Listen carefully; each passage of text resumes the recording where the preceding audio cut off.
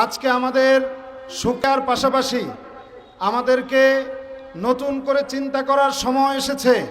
এই বাংলার জমিনের ইতিহাস আমরা যতদূর পর্যন্ত জানতে পারি, প্রাগৈতিহাসিক যুগ থেকে এই জমিনকে শাসন করেছে প্রথমত আপনারা জানেন গুপ্ত যুগ, চন্দ্রগুপ্ত মৌর্য এদের শাসন ছিল। এরপরে পাল যুগ শাসন করেছে, এরপরে সেন যুগ, সেন শাসকরা শাসন করেছে, লক্ষণ সেন, বল্লাল সেনেরা। এরপরে ইখতিয়ার উদ্দিন মোহাম্মদ বখতিয়ার খলজির হাত ধরে বাংলায় ইসলাম আগমন করে। এর পরবর্তীতে যে সমস্ত শাসক গোষ্ঠী শাসন করেছে, সর্বশেষ ব্রিটিশ এবং পাকিস্তান আর তার পরবর্তী সরকারগুলো, যারা এই ভূখণ্ডকে শাসন করেছে, এই জনতার ভাগ্যের পরিবর্তন কোনো দিন হয় নাই। কথা ঠিক কিনা? আজকে আমরা সোনার বাংলা দেখেছি, সবুজ বাংলা দেখেছি, শুধুমাত্র বাকি আছে ইসলামের বাংলা দেখার। কথা ঠিক কিনা? ইসলাম ক্ষমতায় গেলে মানুষের জন্য কি কল্যাণ হয়, তার বাস্তব নমুনা আমরা ইতিহাসের পাতায় পড়লেও আমাদের এই ভূখণ্ডে দেখার সুযোগ কখনো হয় নাই। কথা ঠিক কিনা? আল্লাহ পাক কোরআনে কারিমে সূরা আল বাকারায় বলেছেন, সিবগাতাল্লাহ ওয়া মান আহসানু মিনাল্লাহি সিবগা, তোমরা আল্লাহর রঙে রঙিন হয়ে যাও, কারণ আল্লাহর চাইতে উত্তম রং আর কিছুই হতে পারে না। আল্লাহর রং দিয়ে দেশকে, সমাজকে, দেশের সংস্কৃতিকে, অর্থনীতিকে, দেশের স্বরাষ্ট্রনীতিকে, পররাষ্ট্রনীতিকে, যুদ্ধনীতিকে, চুক্তিনীতিকে সুন্দর করে ঢেলে সাজানোর জন্যই আল্লাহ পাক বিশ্বনবী যখন হিজরত করছিলেন, ও সময় বিশ্বনবীর মাধ্যমে আল্লাহ নিজের শেখানো ভাষায় নবীজির মাধ্যমে আল্লাহর কাছে আল্লাহ প্রার্থনা করিয়েছিলেন, রব্বি আদখিলনি মুদখালা সিদকিউ ওয়া আখরিজনি মুখরাজা সিদকিউ ওয়াজআলনি মিন লাদুনকা সুলতানান নাসিরা। হে আল্লাহ, আপনি আমাকে সত্যের সাথে প্রবেশ করান, সত্যের সাথে বের করেন, আর আপনার পক্ষ থেকে আমাকে সুলতানে নাসির দান করেন। পৃথিবীর সর্বকালের সমস্ত মুফাসসিরিনে কেরাম একমত, সুলতানে নাসির শব্দের অর্থ হচ্ছে রাষ্ট্রীয় ক্ষমতা। কথা ঠিক কিনা? বিশ্ব নবীর মাধ্যমে আল্লাহর কাছে আল্লাহ পাক প্রার্থনা করলেন রাষ্ট্র প্রার্থনার জন্য, রাষ্ট্রীয় ক্ষমতার জন্য আল্লাহ প্রার্থনা করালেন। আল্লাহ পাক তাকে রাষ্ট্রীয় ক্ষমতা দিলেন।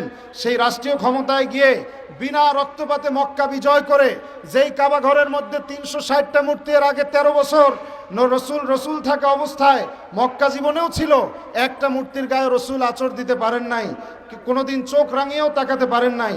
রাষ্ট্রীয় ক্ষমতার বদৌলতে আপনারা জানেন, নবীজি কাবা ঘরের মধ্যে ঢুকে যা আল হক ওয়াজহাকাল বাতিল ইন্নাল বাতিলা কানা যাহুকা, এটা পরে 360টি মূর্তি সেখানে নবীজি নিজের হাতে ভেঙেছিল। কথা ঠিক কিনা বলেন? আজকে আমরা বাংলাকে 5ই আগস্ট স্বাধীন করেছে দেশের সাধারণ ছাত্র জনতা, তৌহিদি মুসলিম জনতার রক্তের বদৌলতে, আমাদের আমির নায়েবে আমিরের রক্তের বদৌলতে গত 18ই জুলাই বাইতুল মুকাররমে আমাদের আমিরের উপরে গুলি ছোড়া হয়েছে। সেই গুলি ঠেকাতে গিয়ে ইসলামী আন্দোলনের কর্মী চোখ হারিয়েছে, আমাদের ভাইয়েরা শহীদ হয়েছে। আমাদের নায়েবে আমির 4 আগস্ট এবং 5ই আগস্ট কারফিউ ভেঙে সর্বপ্রথম শাহবাগে গণ আন্দোলনে ইসলামী দল থেকে যোগ দিয়েছিলেন। কথা ঠিক কিনা? শুধু ইসলামী দল নয়, সমস্ত রাজনৈতিক দলের মধ্যে আমরাই প্রথম অগ্রসরমান ভূমিকা পালন করেছিলাম। কথা ঠিক কিনা? এটার উদ্দেশ্য ছিল এটা নয় যে এক দলের মূর্তি ভেঙে আর এক দলের মূর্তি উঠানো। কথা ঠিক কিনা? বিশ্বনবীকে প্রশ্ন করা হয়েছিল, লিমা বুইস্তা, why you have sent down into this world, কেন আপনাকে এই পৃথিবীতে পাঠানো হয়েছে? বিশ্বনবী এর জবাবে বলেছিলেন, বুইস্তু লিকসরিল আসনাম, প্রেরিত হয়েছে পৃথিবীতে মূর্তি ধ্বংস করার জন্য, মূর্তি বিনাশ সাধনের জন্য। অতএব এই দেশে কারা সরকারি অফিসে আদালতে ছবি টাঙায়, কারা নিজেদের কারো পিতার কারো স্বামীর মূর্তি মুরাল নির্মাণ করে, আমরা আর এগুলো দেখতে চাই না। কথা ঠিক কিনা? আমরা ইসলামকে ক্ষমতায় দেখতে চাই। ইসলাম ক্ষমতায় গেলে পরেই 71-এ যেই চেতনা নিয়ে বাংলাদেশ স্বাধীন হয়েছিল, সাম্য, সামাজিক ন্যায় বিচার এবং মানবিক মর্যাদা, এই সাম্য, মানবিক মর্যাদা, সামাজিক ন্যায় বিচার আসতে পারে শুধুমাত্র ইসলামী ক্ষমতায় আনার মাধ্যমে। কথা ঠিক কিনা? এর বাস্তব দলিল কোরআন শরীফের সূরা হাদীদ আল্লাহ বলছেন, লাকাদ আরসালনা রুসুলানা বিল বাইয়িনাতি ওয়া আনজালনা মাআহুমুল কিতাবা ওয়াল মিজানা লিয়াকুমান নাসু বিল কিসত। সমস্ত নবীদেরকে আল্লাহ 3টা জিনিস দিয়েছেন, তার মধ্যে একটা হচ্ছে মিজান, আরেকটা হচ্ছে ন্যায় বিচার। কথা ঠিক কিনা? যার উপরে ভিত্তি করে বাংলাদেশ স্বাধীন হয়েছে। অতএব স্বাধীনতার স্বাদ যদি মানুষকে পেতে হয়, স্বাধীনতার স্বাদ যদি আমাদের উপভোগ করতে হয়, একমাত্র বিকল্প আমাদের ইসলামকে ক্ষমতায় নিতে হবে। কথা ঠিক কিনা? গত শতাব্দীতে ইসলামী খেলাফতের অপসারণের মাধ্যমে তুরস্কে আপনারা জানেন লুজান চুক্তির মাধ্যমে তারা 100 বছরের জন্য সেখানে তারা চুক্তি করেছিল, সেই চুক্তি গত বছর শেষ হয়েছে। অতএব আমার উদাত্ত আহ্বান থাকবে বাংলার তৌহিদি মুসলমানদের প্রতি, আমরা 1923-এর পর থেকে যেই যাত্রা শুরু করেছি, এই যাত্রার মাধ্যমে একবিংশ শতাব্দীকে আমরা উপহার দেব।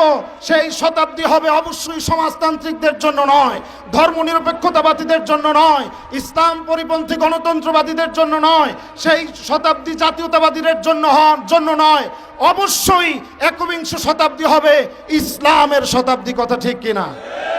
ইসলামের এই শতাব্দী প্রতিষ্ঠার জন্যে আমাদের জান মাল, আমাদের রক্ত, সব কিছুকে ইসলামী আন্দোলনের জন্য কারা কারা কোরবানি দিতে রাজি আছে? হাত তুলে রাখা।